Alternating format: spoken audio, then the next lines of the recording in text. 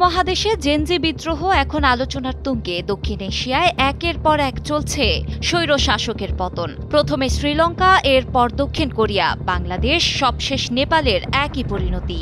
এরই মধ্যে বিশ্ববাসীর সামনে ঘুরপাক খাচ্ছে বেশ কিছু প্রশ্ন। কিভাবে এত দ্রুত হচ্ছে সব? এর পেছনে মদতদাতা কে বা কারা? এরপর কার পালা? এ নিয়ে একটি বিশ্লেষণধর্মী প্রতিবেদন তৈরি করেছে ভারতীয় গণমাধ্যম হিন্দুস্তান টাইমস। রাজনীতির জটিল বাঁকে ক্ষমতাচ্যুত হয়েছেন একনায়কতন্ত্রের বহু নেতা, যেখানে প্রাণ হারান বহু নিরপরাধ বিদ্রোহী মানুষ।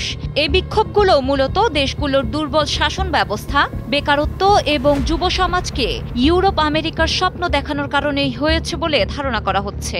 বিশ্লেষকরা বলছেন, রাজনৈতিক দুর্নীতি এই দেশগুলোর নেতাদের পতনের মূল কারণ।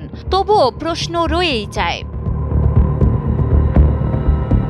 গত কয়েক বছরের দৃশ্য পর্যবেক্ষণ করলে দেখা যায়, উপমহাদেশে বিস্তর ক্ষমতা নিয়ে উঠতে থাকা নেতারা হঠাৎ করেই পড়ে গেছেন মাটিতে। 2022 সালে জুলাইয়ে শ্রীলঙ্কার তৎকালীন প্রেসিডেন্ট গোতাবায়া রাজাপাকসেকে ক্ষমতাচ্যুত করতে সময় লেগেছিল 3 মাস। 2024 সালে আগস্টে বাংলাদেশের স্বৈরশাসক শেখ হাসিনাকে ক্ষমতাচ্যুত করতে সময় লেগেছে মাত্র 15 দিন। এরপর উত্তাল হয়ে উঠেছিল পাকিস্তান, যদিও পাকিস্তান সরকার সেই পরিস্থিতি সামাল দিতে সক্ষম হয়েছিল। আর 2025 সালের 9 সেপ্টেম্বর নেপালের কেপি শর্মা ওলিকে ক্ষমতা থেকে সরাতে লেগেছে মাত্র 2 দিন। একসময় তারা ক্ষমতা বলেছিলেন নিরঙ্কুশ, কিন্তু এখন কেউ দেশান্তরী, কেউ জেলে।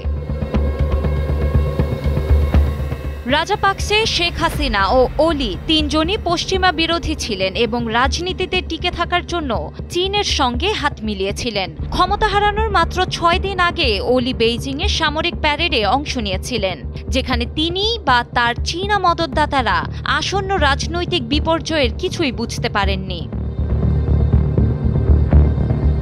এদিকে তাদের গোয়েন্দা সংস্থা ও আইনশৃঙ্খলা বাহিনীও বিদ্রোহের আগাম ইঙ্গিত ধরতে পারেনি, ফলে পরবর্তীতে রক্তক্ষয়ী সংগ্রাম করে ওঠে। দেশ পরিণত হয় রণক্ষেত্রে। এদিকে ট্রাম্প ক্ষমতায় আসার পর নানাবিধ কারণে চীনের দিকে ঝুঁকছে ভারত। এরই মধ্যে দেশটিতে চলছে অস্থিরতা।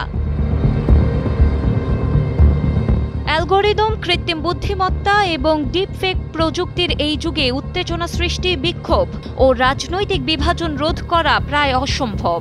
আর সেই চাপেই যেন পড়েছেন দক্ষিণ এশীয় নেতারা। বিশেষজ্ঞদের মতে এই সব কয়টি বিপ্লবে জ্বালানি জুগিয়েছে চীনের টিকটক, আমেরিকার ডিসকর্ড, ভাইবার, ফেসবুকের মতো ডিজিটাল অ্যাপস। আর বিপ্লবগুলোর পেছনে ছিল অ্যালগোরিদম নিয়ন্ত্রণকারী, যার কারণে মূলত উত্তাল হয়ে উঠেছিল বিক্ষোভকারীরা। ডেস্ক রিপোর্ট, সময়ের আলো।